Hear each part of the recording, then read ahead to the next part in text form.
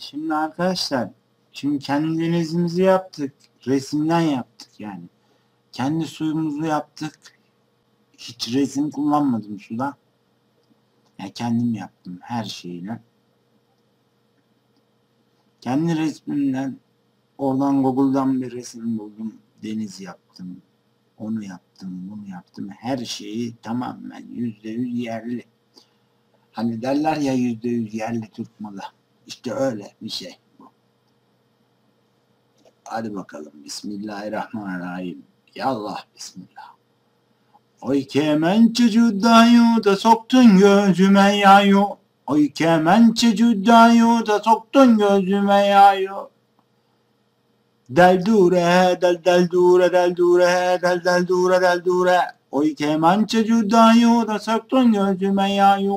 Oy kemençe cüddayu da soktun gözüme yayu. Tabi bunları ben şöyle yapıyorum ama kendim de ilk defa görüyorum sizinle beraber. Çünkü ben artık yani atlamam lazım. Yani zıplamam, çıta zıplatmam lazım artık.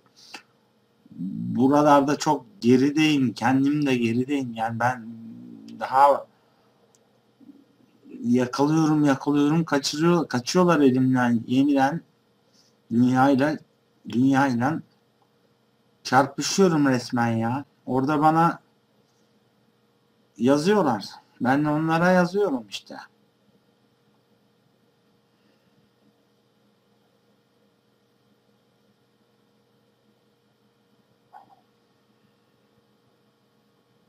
Burada keselim arkadaşlar. Burada keselim. Buna takıntım vardı. Bunu düzelttim. Şimdi hani burada suyun altında da kayığın da izini çıkartacağım. Bu resim. Hani element kullanmadım burada. Sadece resimden yaptım bunu. Element kullansam canlı. Yani bunu demek istiyorum ki ben canlı insan da koyabilirim buraya. Elementten de yapabilirim. Her şeyi elementten de yapabilirim. Bu resim, bu gemi de resim. Geceden beri bununla uğraşıyorum. Ha, bu kadar ilerlettim. Keseceğim burada, kesiyorum.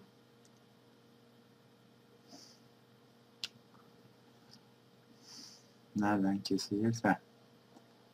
Buradan kesecek. Son kere bir görelim şunu. Bak böyle geliyor. Geliyor dayı, geliyor. Kestik. Nasıl yapalım bunu şimdi? Merhaba arkadaşlar. Bandikam'dan iyi sabahlar, günaydın herkese. Herkese günaydın. Şimdi burada bakalım ne yapmışız biz. Onu bir görelim önce. Biz şimdi bakın bu denizin altını, bu denizin altı. Bunu biz yaptık. Kendimiz yaptık. Bunu deniz altı. Şimdi köpek balığı koyacağım. İşte insan koyacağım. Ne istersen koyarız denizin altına. Üstten şeyleri görünecek. Gemilerin geçişleri. Bugün bir gemi Efe'ye yaptım da ona biraz takıntım var. Onun için çalışıyorum. Şimdi şöyle tabii. Ben size şöyle göstereyim.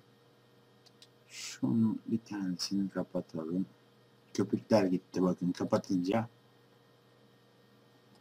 Yaptığım köpük efekt de onu da ben yaptım. Şimdi gökyüzünü alalım. Bakın bu sadece resimden ibaret. Şöyle yapalım. Bakın bir resim, bildiğimiz bir resim. Normal bir resim yani. Bu resim yani.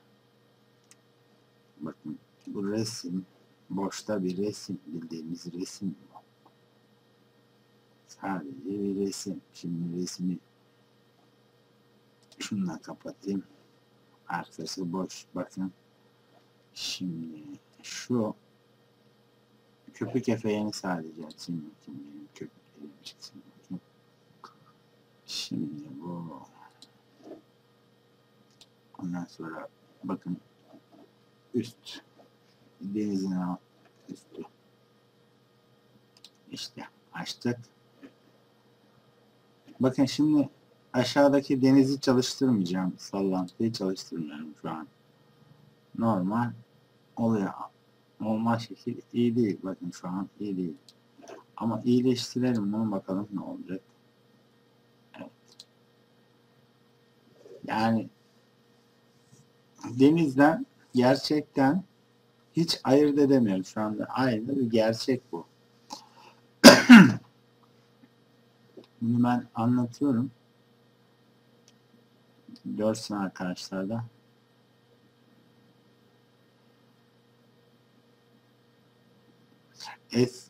Sualtı kameramızdan denize dalmış değiliz. Büyük masraflar yapmış değiliz şu anda. Gerçeğini çekerim. Sualtı kameramla denize dalarım derseniz dalın. Deniz serbest. Atlayın.